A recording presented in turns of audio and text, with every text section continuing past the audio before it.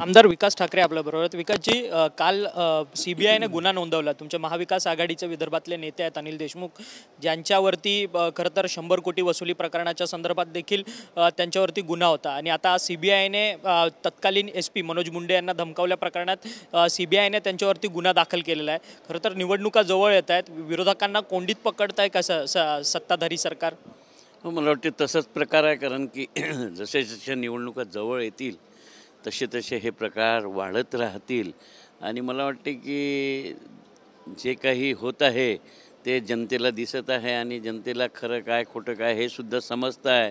आणि जनतेला हे सुद्धा माहीत आहे की 1-1.5 महिन्यावर निवडणुका आहे आणि हे सगळे गुन्हे दाखल होण्याचं कारण काय हे त्यांना समजतं आहे असं मला वाटतं। परंतु काँग्रेसला विदर्भामध्ये चांगलं अंगण आहे का? ज्या पद्धतीने 62 विधानसभेच्या जागा आहेत त्याच्यामध्ये बऱ्यापैकी काँग्रेस निवडून येईल, त्यामुळे विदर्भात काँग्रेस पूर्णपणे ॲक्टिवेटेड त्या मोडमध्ये झाली आहे का? ज्या पद्धतीने लोकसभा निवडणुका झाल्या त्याच्यामध्ये देखील विदर्भामध्ये काँग्रेसची कामगिरी जी आहे ती चमकदार पद्धतीने उमटलेली होती। आपण पाहिलं असेल की विदर्भामध्ये पूर्ण काँग्रेस लोकसभेमध्ये होती आणि लोकसभेमध्ये जे यश संपादन झालं, ज्या जागा निवडून आल्या आणि त्यानंतर मला वाटते कार्यकर्त्यांचा उत्साह अजून द्विगुणित झाला। जे फेन्सिंगवर होते काही लोक, त्यांना वाटत होतं की आता विदर्भातून काँग्रेस गेली आहे, इथनं एकच राज्यात आमचा खासदार होता।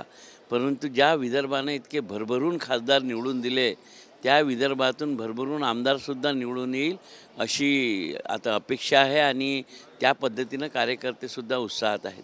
काही दिवसांपूर्वी छत्रपती शिवाजी महाराजांचा पुतळा मालवण येथील राजकोट किल्ल्यावरती पडलेला होता। त्या सगळ्या संदर्भात राजकारण होताना पाहायला मिळालं। त्याच्यामध्ये जो आरोपी होता जयदीप आपटे तो फरार होता। काल रात्री उशिरा रात्री त्याला त्याच्या कल्याणमधल्या घरातून ताब्यात घेतलेला असल्याचं आपल्याला पाहायला मिळते। खरं तर प्रश्नचिन्ह निर्माण होतं की इतके दिवस आरोपी फरार कसा राहतो?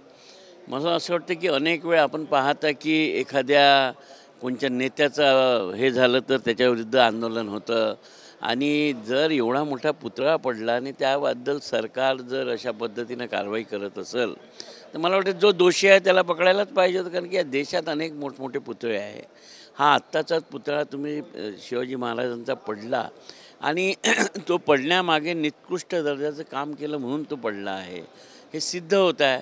तशा आरोपींना त्वरित अटक करण्याची गरज होती, परंतु आपलंच काम आहे ते झाकण्याचा प्रयत्न झाला आहे, कुठं ना कुठं सिद्ध होत आहे। पिंपरी चिंचवडमध्ये जवळपास 100 फुटांचा छत्रपती शिवाजी महाराजांचा पुतळा उभा केला जाणार होता, परंतु पायालाच त्या पुतळ्याच्या तडे गेलेत। मोशीमधला तो पुतळा होता। आता पिंपरी चिंचवड महानगरपालिकेने आपल्या हद्दीमध्ये असलेल्या सर्वच महापुरुषांच्या पुतळ्याचं ऑडिट करण्याचं, स्ट्रक्चरल ऑडिट करण्याचे आदेश दिले।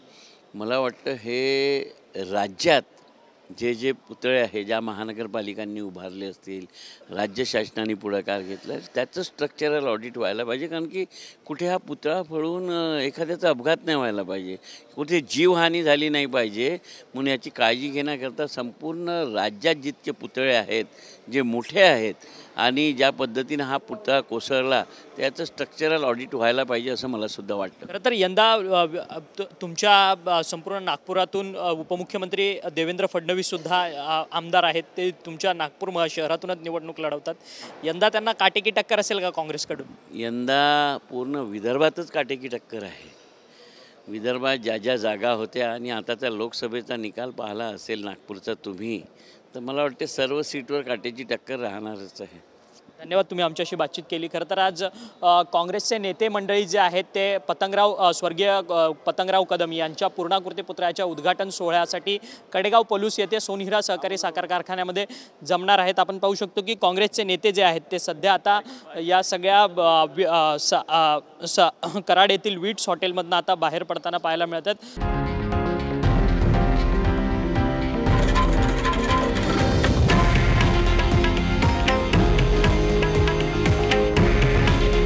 हे आहे देशातील नंबर 1 न्यूज नेटवर्क आणि आपण पाहत आहात TV9 मराठी।